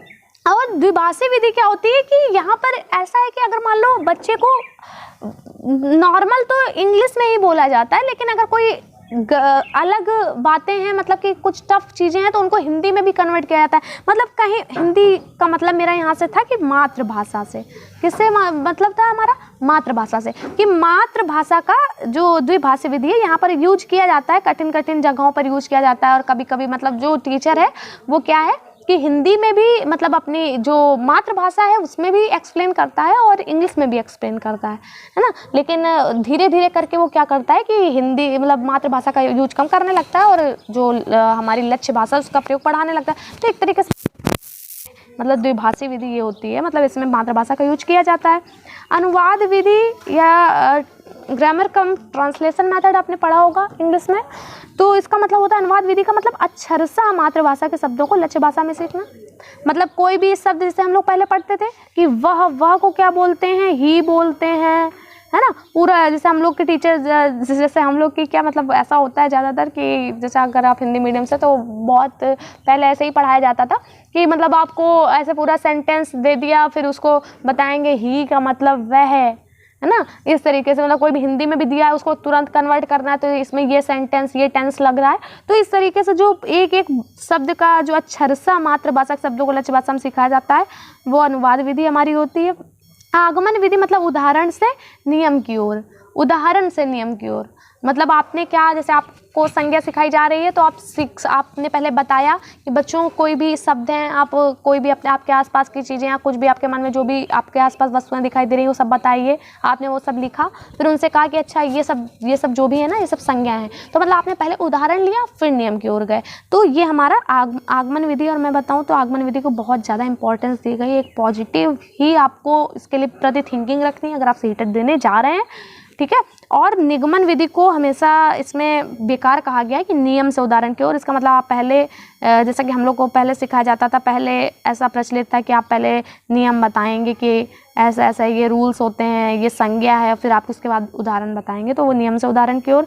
संप्रेषण उपागम का यूज या कम्युलेटिव अप्रोच का यूज मैं बताऊं कि इसका मतलब क्या होता है। देखिए संप्रेषण, नाम ही पता चल रहा है, संप्रेषण का मतलब बातचीत होता है, साफ सीधी बात। तो मतलब विभिन्न संदर्भ में भाषा का प्रयोग या बातचीत, है ना, प्रयोग, भाषा के प्रयोग द्वारा भाषा को सीखना, ये तो बहुत ही इम्पोर्टेंट है और यही संप्रेषण उपागम का मतलब यही है। नेक्स्ट हम लोग आएंगे, नेक्स्ट हमारा है कि भाषा शिक्षण में व्याकरण। भाषा शिक्षण में व्याकरण क्या इंपॉर्टेंस रखती है या क्या नहीं रखती है, यह भी आपको देखना है। देखिए अब भाषा शिक्षण में व्याकरण जो एनसीएफ में बात की गई, मतलब ऐसे आपको व्याकरण कैसे सिखाना है बच्चे को, तो जो हमारी बाल केंद्रित शिक्षा है उसमें मतलब ये है कि व्याकरण को आपको क्या करना है, बच्चे को संदर्भ में व्याकरण सिखाने हैं। ये वर्ड आप इतना देखोगे ना, संदर्भ में व्याकरण, और लोगों को समझ नहीं आता संदर्भ में व्याकरण का मतलब क्या है। देखिए संदर्भ में व्याकरण एक पॉजिटिव चीज है, पहले तो आपको ये देख के चलना है। और संदर्भ में व्याकरण क्या है कि आप कोई चैप्टर पढ़ा रहे हैं, अब उसमें जैसे ही कोई वर्ड आया आपने बताया कि हाँ ये वर्ड है, और ऐसे ही आप कोई भी वर्ड बना के लाएंगे। जैसे आप कुछ भी पढ़ा रहे हैं, उसमें आया वर्ड सुंदर, तो आपने बताया उसमें आया कविता सुंदर है, तो आपने सुंदर देखा तो आप बताएंगे तुरंत कि बच्चों ये क्या है, ये विशेषण है। और जब भी हम किसी व्यक्ति की, है ना, वस्तु की, किसी की भी हम विशेषता बताने के लिए जिन वस्तुओं का हम प्रयोग करते हैं वो जिन शब्दों का हम प्रयोग करते हैं वो हमारे क्या होते हैं, विशेषण होते हैं। तो अब बताया आपने कि अब आप ऐसे ही शब्द कुछ लिख के लाइएगा, तो मतलब आपने संदर्भ में व्याकरण सिखा दी। मतलब आपने एक संदर्भ में, मतलब आप पढ़ा कुछ रहे थे लेकिन उसी के कॉन्टेक्स्ट में आपने क्या कर दिया, व्याकरण भी सिखा दी। तो यही होता है हमारा संदर्भ में व्याकरण, और इसको बहुत ज़्यादा इंपॉर्टेंस दी गई है। लेकिन संदर्भ में व्याकरण को दी गई, आप हमेशा याद रखना। एक क्वेश्चन भी इस पे आया हुआ था कि ऐसे कोई वर्ड था कि मतलब कुछ बच्चे, मतलब ऐसे कुछ था कि कुछ बच्चे ठिठिया रहे हैं, तो यहाँ पर ठिठियाने का, ठिठियाना जो शब्द आया है इसके लास्ट में आना लगा हुआ है। तो आप ये जो नीचे शब्द दिए हुए हैं इनमें भी आना लगा के और वर्ड को, जो भी नया वर्ड बनाइए, है ना। तो ऐसे दिया हुआ था, तो उसमें पूछा हुआ था कि बताइए कि जो टीचर है वो व्याकरण कैसे सिखा रही है, तो कैसे सिखा रही थी, उसमें ऑप्शन था संदर्भ में व्याकरण। कि संदर्भ में व्याकरण मतलब कोई भी चैप्टर पढ़ा रही, उसमें कहीं भी व्याकरण आई, कुछ उसको लगा कि इंपॉर्टेंट है, व्याकरण से रिलेटेड है, उसने तुरंत उसको वहाँ पर एक्सप्लेन कर दिया। तो ये हमारा संदर्भ में व्याकरण का मतलब होता है। आई होप आपको बातें समझ आ रही होंगी। वीडियो लास्ट तक देखिएगा, बहुत ज़्यादा इम्पॉर्टेंट है। अगर आप नहीं देखते हैं तो आपका ही लॉस है, बहुत ज़्यादा इम्पॉर्टेंट है। उदाहरण, जैसे कोई कहानी पढ़ रहे हो, तो जैसे कोई बीच में मैंने बता भी दिया है उदाहरण कि आप अगर जैसे समझ पाएँ बातों को ना, कि आप संज्ञा शब्द है तो बता दिया कि ये संज्ञा है, और फिर बच्चों से कह दिया कि जितने संज्ञा शब्द हैं बताओ। जैसे अब देखिए हमेशा व्याकरण को व्यवहारिक पक्ष पर हमें ध्यान देना है। ये भी क्वेश्चन कई बार आया है, कई बार क्या 1-2 बार आया कि हमें व्यवहारिक पक्ष का मतलब हमेशा समझिए कि मतलब उसको जनरलाइज करके, उसका एक यूज़ करके, मतलब अपने बिहेवियर में लाके उसको सीखना है, अपने एक निजी ज़िंदगी से जोड़ के सीखना है, ठीक है। व्याकरण शिक्षण की सबसे अच्छी विधि आगमन विधि को मैंने बताया, आगमन विधि हमेशा पॉजिटिव आपको लेके चलना है, ठीक है। नेक्स्ट हम लोग आएंगे कि भाषा शिक्षण में मातृभाषा को बहुत इम्पोर्टेंस दी गई है, ठीक है। भाषा शिक्षण में मातृभाषा को बहुत इम्पोर्टेंस दी गई है, तब बच्चों की मातृभाषा को सम्मान दें, ठीक है। अब देखिए यहाँ पर मैंने बात कर ली है कि अपने कोई टिप्स बताए हैं कि मतलब आपको ध्यान रखना है कि भाषा शिक्षण में जो मातृभाषा है उसको बहुत ज़्यादा इम्पोर्टेंस दी गई है। और खुद मतलब एनसीएफ में पढ़ रही थी, मैंने देखा कि उसमें जो मातृभाषा है उसको बहुत ज़्यादा इम्पोर्टेंस दी गई। तो आपको कभी मातृभाषा को नेगलेक्ट नहीं करके चलना है कि आप बिल्कुल मातृभाषा कह दो कि हाँ उसकी बिल्कुल बेकार है, आप बिल्कुल भी मातृभाषा यूज़ नहीं करने देंगे उसको, बच्चे को बिल्कुल भी नहीं करने देंगे, मारेंगे, ये करेंगे वो करेंगे, बिल्कुल नेगेटिव है। ठीक है, आपको क्या करना है, आपको बच्चे की जो मातृभाषा है उसको सम्मान देना है। वो जो भी चीज़ें सीख के आता है, ये क्वेश्चन कई बार पुट अप हुआ है कि बच्चा जो भी चीज़ें सीख के आता है, जैसे लिखा, ये बात ध्यान रखें कि जब बच्चा विद्यालय आता है तो अपनी भाषा में बातचीत करने में कुशल होता है, मतलब वो भाषा का प्रयोग करना जानता है, पर पूर्ण दक्ष नहीं होता है। ये बात मैंने क्यों लिखी, मतलब अगर आप बच्चे को ये समझते हैं कि बच्चा कोई कोरी स्लेट है, आप वो आपके स्कूल में आ रहा है, बच्चा कोई कोरी स्लेट है, उसको कुछ भी नहीं आता है ना, तो क्या आप गलती कर रहे हैं। क्योंकि बच्चा जो है जिस टाइम 5-6 साल की उम्र में वो स्कूल आना स्टार्ट करता है, वो बोलना भी जानता है लोगों से और अच्छे से फ्लुएंटली बोलना जानता है, लेकिन क्या है वो लिखना पढ़ना हो सकता है ना आता हो उसे, ना आता हो तो नहीं आ रहा है, तो इसका मतलब पूर्ण दक्ष, मतलब ऐसा भी देखिए, मतलब आपको कैसे घुमा देगा कि आपको, मैंने देखा कि ऑप्शन दिए हुए हैं कि बच्चा जो है जब आता है स्कूल तो उसको कुछ भी नहीं आता है। एक तो ऐसा था कोरिस्लेट की तरह होता है, एक था कि मतलब वो चारों कौशलों में दक्ष होता है, बिल्कुल है ना, पूर्ण दक्ष होता है। और एक था कि मतलब ये जो बच्चा है वो आप अपनी बातचीत करने में कुशल है ना, भाषा का प्रयोग करना जानता है। तो यही सब है कि भाषा का प्रयोग करना जानता है, अपनी बात रख पाता है, दूसरों की बात सुन पाता है, तो इतना उसको आता होता है। ठीक है, लेकिन कहीं भी अगर आपको बहुत एग्जेजरेट कर दिया जाए, एग्जेजरेट मतलब बहुत ज़्यादा बढ़ा चढ़ा कह दिया जाए, तो वहाँ भी आपको फिर निगलेक्ट करना, भाई देखिए कि कॉमन सेंस आपको डेवलप करना पड़ेगा। नेक्स्ट हमारा भाषा शिक्षण में महत्वपूर्ण अधिगम सामग्री क्या है, बाल साहित्य।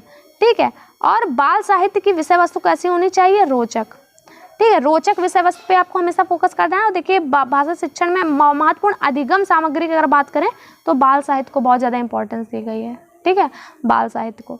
नेक्स्ट हम लोग बात करेंगे समावेशी शिक्षा। मैंने आपको बताने के लिए करा है, समावेशी शिक्षा क्या है कि शारीरिक और मानसिक रूप से बाधित बच्चों को सामान्य बच्चों के साथ, मतलब इसका देखिए मतलब जो कॉन्सेप्ट है वो ये है कि भाई सबको एक साथ पढ़ाना, सबको सामान्य बच्चों के साथ पढ़ाना, चाहे वो मानसिक या शारीरिक रूप से अगर बहुत ज़्यादा बाधित नहीं है तो सबको एक मुख्य धारा में शिक्षा देनी चाहिए। मुख्य धारा में मतलब कि उनको एक जो मुख्य धारा है उससे अलग नहीं करना, मतलब कि ऐसा नहीं कि जो बच्चे जो एक सामान्य बच्चा सीख पा रहा है वो एक जो शारीरिक या मानसिक रूप से कोई बालक अगर थोड़ा बहुत भी सही नहीं है तो वो ऐसा नहीं कि मुख्य धारा से दूर हो जाए, वो भी उन्हीं बातों को सीख पाए। ठीक है, अब देखिए हम बात करेंगे अधिगम अक्षमता की, इससे हर सब्जेक्ट में क्वेश्चन बनते हैं। ठीक है, तो आपको ये ध्यान से देखना है, आप रट लीजिए इसे कि डिसलेक्सिया क्या है, पढ़ने संबंधी अक्षमता है ना, जैसे राम को मरा पढ़ना है ना, सा को वाज पढ़ना, तो ये पढ़ने संबंधी अक्षमता जो है उल्टा पढ़ने वाली, इस तरीके से जो पढ़ने संबंधी अक्षमता उसको डिसलेक्सिया बोलते हैं। लिखने संबंधी अक्षमता को हम लोग डिस्ग्राफिया बोलते हैं। देखिए ग्राफ आ रहा है यहाँ पर, तो ग्राफ क्या होता है, ग्राफ आपने देखा होगा, तो ग्राफ में हम लोग लिखते हैं तो आप समझ सकते हैं कि ग्राफ मतलब लिखने संबंधी अक्षमता मतलब डिस्ग्राफिया। गणित संबंधी कैलकुलस आपने कभी पढ़ी होगी, सुनी होगी, तो डिसकैलकुलिया, नाम से ही पता चल रहा है कि गणित संबंधी अक्षमता डिसकैलकुलिया। अब देखिए स्पीच करने में या थोड़े से समझने में भी कभी कभी दिक्कत होती है, तो वो कौन सी हमारी जो अक्षमता है वो है डिस्फेजिया। और चालक विकास संबंधी अक्षमता मतलब जो मोटर डेवलपमेंट है वो सही से नहीं हो पाता, उनकी मतलब जो नर्वस सिस्टम है वो सही से काम नहीं करता, तो उससे रिलेटेड जो हमारी अक्षमता होती है वो हमारी डिस्पैक्सिया होती है। तो ये सब बातें आपको ध्यान रखनी, थोड़ा समझ के और थोड़ा सा याद भी करनी है आपको चीज़ें।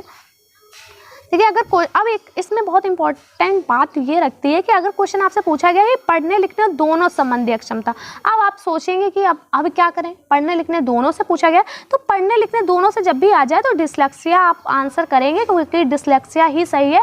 क्योंकि देखिए अगर आप सा को वाज पढ़ रहे हैं तो आप वाज लिखेंगे भी। ठीक है। तो इसलिए पढ़ने लिखने दोनों संबंधित अक्षमता का अगर आपको क्वेश्चन आया हुआ तो आप डिस्लेक्सिया ही लगाएंगे। तो चलिए अब पॉजिटिव पॉइंट्स पे बात कर लेते हैं। ये भी मैंने खुद के बनाए हुए हैं मेरे। तो पॉजिटिव पॉइंट्स क्या हैं कि आपको कभी बच्चों की जो भी त्रुटियां गलतियों से भी कई क्वेश्चन आए हुए हैं तो हमेशा त्रुटियों या गलतियों को हमेशा पॉजिटिव लेके चलना है आपको, ठीक है। आपको उन्हें ये नहीं करना है कि मतलब अब बच्चे सीख नहीं सकते, ऐसा कुछ है। ये सीखने के एक पड़ाव होते हैं, अगर आप गलतियाँ नहीं करेंगे तो आप सीखेंगे कैसे, ठीक है।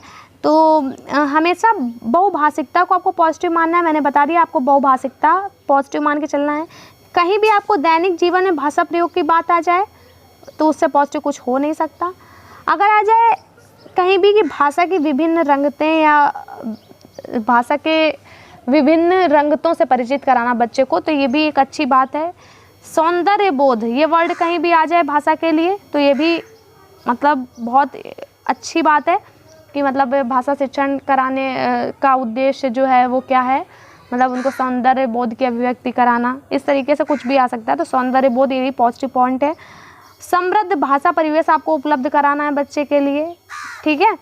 बातचीत कहीं भी बातचीत इंटरेक्शन करने की बात हो, रचनात्मकता, मौलिकता, सृजनात्मकता, अनुभव अपने रखने की बात है ना, तो ये सब हमेशा पॉजिटिव ही आएंगे। बच्चों को विभिन्न अवसर उपलब्ध कराना ये भी हमेशा क्या आएंगे, पॉजिटिव आएंगे। चित्रांकन का मतलब होता है कि मतलब चित्रों के माध्यम से समझाना या समझना, तो ये भी हमेशा पॉजिटिव ही आएगा। तो चलिए हम लोगों ने पॉजिटिव पॉइंट्स, अभी ऐसे बहुत सारे पॉजिटिव पॉइंट्स जो हो सकता है मेरे लीव हो रहे हो तो नेक्स्ट वीडियो में कवर कर दूंगी, और इसमें भी कई सारे पॉइंट्स मैंने कवर कर दिए जो आपकी शायद बहुत अच्छी अंडरस्टैंडिंग हिंदी को लेकर कर देंगे। और नेक्स्ट वीडियो भी मैं बनाऊंगी आपके लिए, तो उसमें सब कवर हो जाएगा। जो भी देखिए आज जैसे सतत एवं व्यापक मूल्यांकन वाला पार्ट हमारा रह गया है, को टाइप ऑफ क्वेश्चंस रह गए हैं, तो उनको मैं नेक्स्ट वीडियो में कवर कर दूंगी, डोंट वरी। लेकिन इन्हीं 2 वीडियो से मतलब आपको कुछ भी और नेक्स्ट मतलब कोई भी दूसरा देखने की जरूरत नहीं है, और आप मतलब बिल्कुल मास्टर हो जाएंगे। आप सीटेट में लैंग्वेज बहुत अच्छे से कर देंगे, कंटेंट वाला पार्ट है, ठीक है। अब देखिए नेगेटिव पॉइंट्स की बात करेंगे। बच्चों को कोरी स्लेट मतलब उन्हें कुछ नहीं आता, आपको कभी ऐसा नहीं मानना है कि बच्चे बेकार हैं, उन्हें कुछ नहीं आता, वो मतलब ऐसा कुछ भी आपको नहीं मानना है। या बिल्कुल समझ लीजिएगा, रट लीजिएगा, चाहे हिंदी सॉल्व कर रहे हो या कुछ भी सॉल्व कर रहे हो। व्याकरण के नियम कभी भी नहीं सिखाना है आपको बच्चे को। कहीं भी अगर ऐसा आ जाए कि मतलब भाषा शिक्षण का उद्देश्य है बच्चे को व्याकरण कराना, तो आपको कभी भी व्याकरण को अच्छा नहीं कहना है, ठीक है। मतलब व्याकरण संदर्भ में व्याकरण तो ठीक है, लेकिन बाकी किसी में भी अगर ऐसे आ जाए कि आपको व्याकरण के नियम सिखाने पे बल देना है, इस पे बल देना, उस पे, तो ये सब बिल्कुल गलत है। कठिन शब्दों का उच्चारण करवाना, कठिन शब्द ये करवाना, कठिन शब्द याद कराना, कठिन शब्दों में उनकी पहुँच बनाना, ये सब गलत है। आपको बच्चे को कभी भी एक समान गृह कार्य की अगर बात करी जाए कि आपको बच्चे को एक समान होमवर्क देना है, तो ये बिल्कुल गलत है। भाई बच्चे अलग अलग तरीके से उनकी मेंटल एबिलिटीज़ होती हैं, तो आप अलग अलग तरीके से उन्हें वर्क देंगे, अलग अलग तरीके से उन्हें पढ़ाएंगे। सभी बच्चों को एक साथ पढ़ाएंगे ये नहीं है भाई। आप बच्चों में समानता कर रखेंगे कि मतलब उनके साथ कोई भेदभाव नहीं करेंगे, लेकिन आप बच्चे को समान विधि से और समान गृह कार्य नहीं देंगे। ये आपको नेगेटिव पॉइंट्स हैं ये सब, कि कभी भी ऐसा है तो आपको नेगेटिव लेके ही चलना है इनको। कहीं भी ये बहुत ज़्यादा इंपॉर्टेंस रखता है, कहीं भी ही लिखा हो, मतलब किसी वर्ड में कि ऐसा ही होता है तो ही लिखा हो, या एकमात्र कि एकमात्र यही विकल्प है, ऐसा कुछ भी, या केवल या अनिवार्यतः, ये शब्द जब भी आए तो ध्यान दें, अधिकतर ये शब्द आंसर नहीं होते। मतलब आंसर नहीं होते का मतलब कि अगर आपसे आपका व्यू पूछा जा रहा है, कुछ ऐसा देखा जा रहा है, तो कहीं भी अगर ये शब्द लगे हुए हैं, बाकी तो आप क्वेश्चन के अकॉर्डिंग करेंगे, लेकिन अगर ये सब लगे हुए हैं शब्द, तो ये हमेशा नेगेटिव ही ले जाते हैं आपको। नेगेटिव मतलब आपको आपके आंसर से दूर ले जाते हैं, ऐसा है ना। तो ये आपको ध्यान रखना है। आई होप आप मेरी बातें समझ पा रहे होंगे। आपको कभी भी रटने, कंठस्थ करने या याद करने पर कभी भी बल नहीं देना है। वर्णमाला कई बार आएगा कि वर्णमाला क्रम से याद करना, ऐसा कोई, तो इस पे भी कभी बल नहीं देना है। स्पष्टता की उम्मीद आप छोटे बच्चों से मत रखिए, ठीक है। वो अपनी बातें रख पा रहे हैं वही बहुत है, स्पष्टता की उम्मीद मत रखिए। अक्षरशः पुनरावृत्ति मतलब आपको कुछ भी कहा गया और कहा गया कि बच्चे मतलब आपने ये चीज़ दी, अब आप अच्छे बच्चे का मूल्यांकन कैसे करेंगे। वही बच्चा जो आपने सिखाया उसकी अक्षरशः पुनरावृत्ति कर दे, नहीं भाई, रटने पे आपको फोकस नहीं करना है, तो अक्षरशः पुनरावृत्ति तो वही कर पाएगा जिसने रटा हुआ होगा। तो ऐसा नहीं, आपको जो बच्चे के अपने विचार हैं उनको इम्पोर्टेंस देनी है, अक्षरशः पुनरावृत्ति नहीं करानी है। तो चलिए, इसी के साथ हमारा आज का वीडियो कंप्लीट होता है। आज का वीडियो बहुत ज़्यादा इम्पॉर्टेंट था फ्रेंड्स। और अगर आप चाहते हैं कि मैं ऐसे ही आपके लिए और भी बहुत अच्छे वीडियोस लाऊं, और जो भी मेरे एक्सपीरियंस रहे हैं और जो कोई कीवर्ड्स टाइप के हैं, जैसे मैंने बताया पॉजिटिव, नेगेटिव और भी कई सारी बातें आज डिस्कस की, तो अगर आप चाहते हैं कि ऐसा हो तो आप प्लीज़ मेरे वीडियो को लाइक करें और बताइए कमेंट करके आपको वीडियो कैसा लगा, और शेयर कीजिए। चलिए, इसी के साथ मिलते हैं हम लोग अपने नेक्स्ट वीडियो में, तब तक के लिए थैंक यू।